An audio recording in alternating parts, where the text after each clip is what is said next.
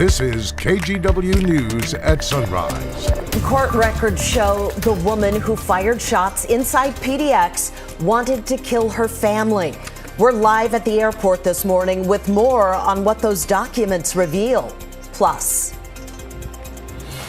regardless of what happens in bargaining, we are facing the loss of hundreds of people from our system who are currently working for us and on July 1st will not be. That is the superintendent of the Salem-Keizer School District talking about the district's historic budget deficit. Coming up in a few minutes, we'll discover and talk about exactly what is driving up the spending in the district and what jobs could be eliminated.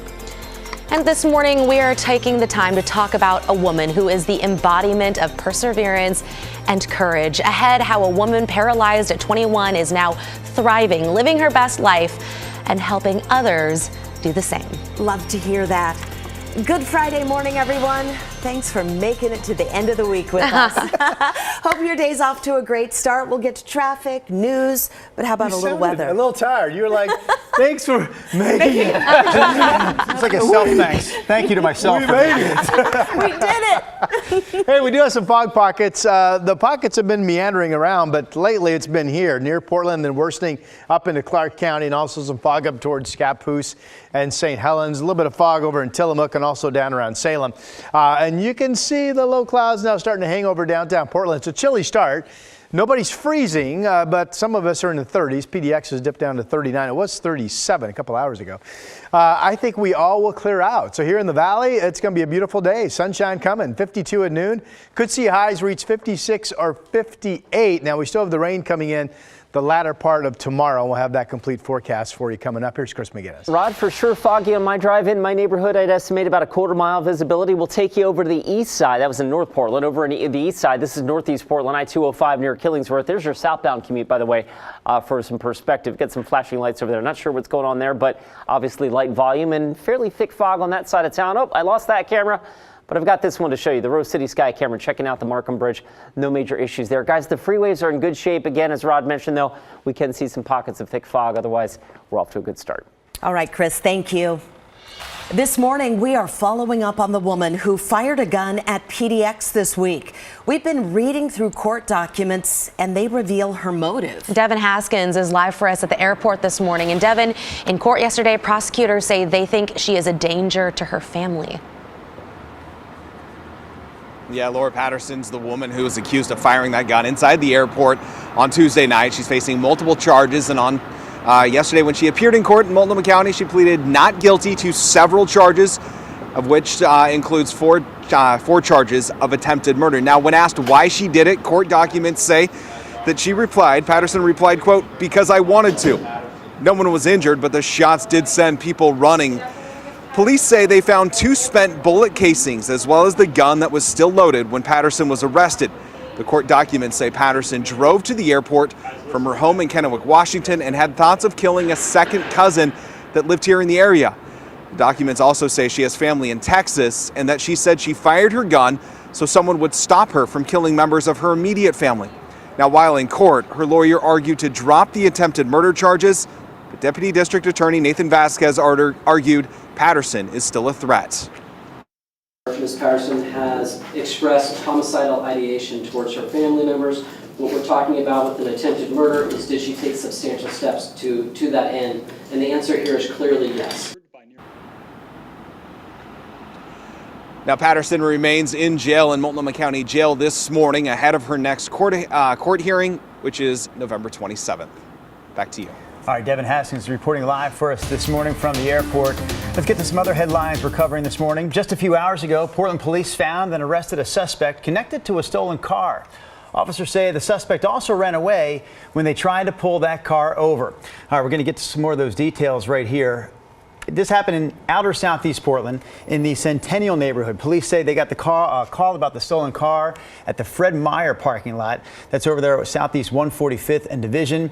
They eventually found the car, tracked it down, but when they pulled it over, the suspect ran from the scene. They say it took a few hours to find them, but they were eventually arrested. A shelter in place was put in place for residents there in the Centennial neighborhood. 3 other people were also detained. Meanwhile, the FBI is now offering a $25,000 reward for information about an unsolved triple homicide. Back in March, 3 young men, including 2 high schoolers, were shot and killed in North Portland. Neighbors heard dozens of gunshots before officers found the 3 dead inside a car. They were killed near University Park in the Portsmouth neighborhood. Again, the FBI is offering a $25,000 reward for more information. Portland police say they've also now recovered stolen holiday decorations and Christmas trees that were taken from a North Portland shop. We told you about this story on Monday. That's when we reported that some thieves hit Bloke Botanical over the weekend. They took items that the owner said added up to nearly $10,000. Well, last night, police say they found the stolen decorations near Southeast 105th and Harold. They also say they recovered 4 stolen trailers. No word yet on any arrests. Meanwhile, in the Salem-Keizer School District, the superintendent says hundreds of employees will lose their jobs next year. That's when forecasts show the district will be operating with a $30 million deficit. Salem-Keizer has been losing about 400 students a year, resulting in less revenue from the state. It's also dealing with the end of federal pandemic dollars. Right now, 87% of the district's $1.3 billion budget is spent on wages. So, to balance the books, the district has to make cuts. If there was any way to avert that or make it less true, we would have already done it. And if there was any way for me to soften that language and still be honest, we would have softened it. Most of the layoffs will be in district administration. They won't be teachers. The superintendent says the first round of cuts will be announced December 12th and will take effect July 1st at the latest. Students in Oregon's largest school district won't be headed back to class until the Monday after Thanksgiving. That is at the very earliest. Today is day 11 of no class in Portland, with students already scheduled to be off all next week. As Thomas Schultz explains, the teacher strike has older students getting more concerned about their futures. Yeah, it's not fun. November is generally a stressful month for high school seniors. Writing college applications, collecting recommendation letters, and accessing their high school transcripts. Then submitting all that paperwork on time. Though this year, Portland Public School students are stressed for another reason. 3 weeks into a teacher strike, they're still waiting for their transcripts and recommendation letters to be sent to colleges. I have been getting emails from schools asking for these materials that they're expecting. Many schools' early action deadline passed Wednesday. And while some students rally in support of teachers, get up, get down. Seniors worry they may have missed their chance to attend their dream school. I was hoping to apply to Seattle U's nursing program, and it's very competitive and hard to get into.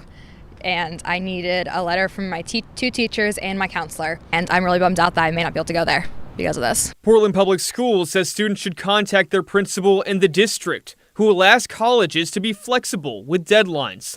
Already, the Pacific Northwest Association for College Admissions has asked schools to work with Portland seniors. Still, as the strike continues, missed school has made deadlines and applications much more challenging. And normally I would be able to go to my teachers, go to my counselors, whoever, and ask them to send these materials, but I can't. Thomas Schultz, KGW News. You can stay with KGW for the latest on the Portland teacher strike, however long it may last. You can also catch up on our previous coverage. Also look for updates on KGW.com and streaming on KGW+. All right, before we get to Rod Hill, a quick heads up about a cougar sighting in Tigard. So the cougar was spotted in Cook Park.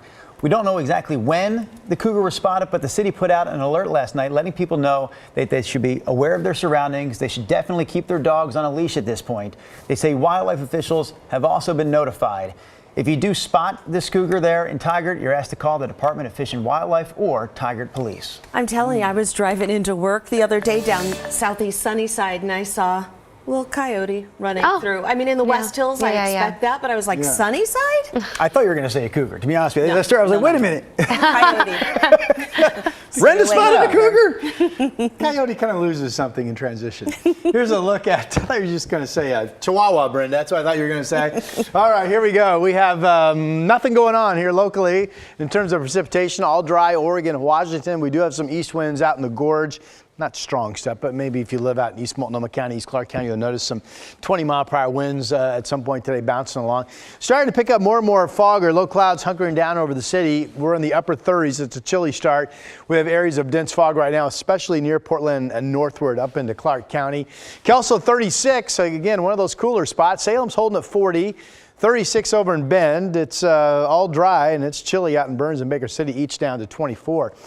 Well, once again, I'm going to tell you, I think much of the weekend looks to be pretty good. Today, everybody up and down the valley will clear out. So we have a gorgeous Friday coming, including sunshine at the coast. This area of parts of central Oregon up into the East Gorge, out in the Columbia Basin, didn't clear yesterday and may not completely clear out again today. You see some of those low clouds kind of meandering around. Here's your weekend. Now, you wake up tomorrow morning, so we have the beautiful sunshine coming today, clear tonight. You wake up tomorrow morning, it's all dry. We'll quickly cloud over. There could be some showers pick up as early as late morning into early afternoon, but the main event is what Futurecast is showing you here, a solid rain band. This is 5 o'clock, so obviously we've got rain picking up during the afternoon at the coast. We've got rain at 5 p.m. moving into Salem. We got that swinging up through the evening hours into Portland for a rainy Saturday evening, and then that moves through pretty quickly, and we have scattered showers Sunday morning with the shower threat outside of the mountains pretty much ending during the day, and I think we'll have some sunbreak activity Sunday afternoon. So really most of the rain, I mean almost all of it, that we get this weekend will fall for the Willamette Valley kind of late afternoon Saturday through the evening hours. Now that frontal band is going to come through quickly, but it will produce some good rain rates. Forecast models love a half of an inch of rain or more from Salem, Portland up into Kelso, and an inch in Tillamook. And again, that's almost entirely from that frontal boundary that comes through late in the day. Hey, check this out. The coast, sunny, light winds, 60 degrees today. How about that? Here in the valley, if you had some clouds yesterday that never got out, they will get out today. All areas becoming sunny with highs in the 50s. Here's the 7-day. We talked about the weekend. Monday's dry, Tuesday's dry, a little bit of rain Wednesday. Thanksgiving Day now shows up. Partly sunny, a few scattered showers look to be at least possible, and a high of 52. Pretty quiet day overall. That's your forecast. Okay.